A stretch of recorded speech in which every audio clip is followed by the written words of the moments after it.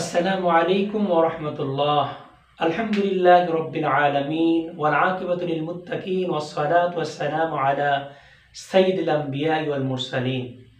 প্রিয় দেশবাসী, আগামী 26শে এপ্রিল বাংলাদেশের পীর মাশায়েখ আলেম ওলামা সমস্ত মানুষের ঐক্যবদ্ধ সংহতির মাধ্যমে অনুষ্ঠিত হবে mass gathering Palestine, mass gathering for Palestine.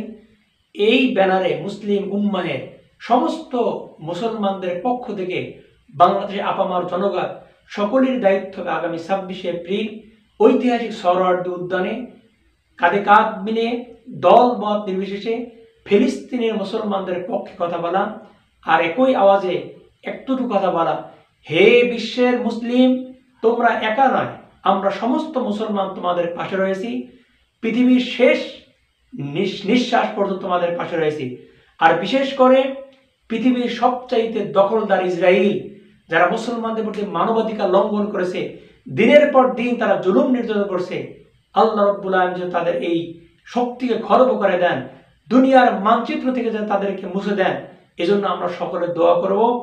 আর বিশেষ করে মুসলিম উম্মাহের এই ক্লান্তি লগ্নে মুসলমানদের বিপদের সময় সমস্ত মুসলমানদেরকে বিভেদ দূরে দল মত নির্বিশেষে আহলুস সুন্নাহ ওয়াল জামাতের এই ডাকে সমস্ত পীর মাশায়েখদের আহ্বানে সকলেই আগামী 26শে এপ্রিল রোজ শনিবার ইনশাআল্লাহ প্রত্যেকেই সোহরাওয়ার্দী উদ্যানে মুসলমানদের বিপক্ষে যারা অবস্থান করেছে সেই ইসরায়েলের বিপক্ষে আমরা অবস্থান নিব।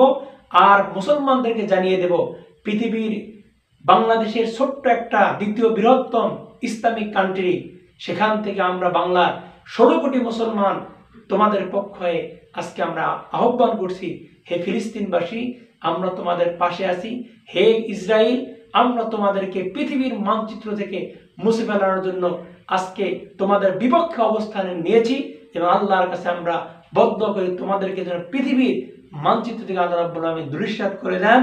এই নিমিত্তে আগামী 26শে এপ্রিল মাস গ্যাদারিং প্যালেস্টাইন এই অনুষ্ঠানে আমরা প্রত্যেকেই উপস্থিত হব।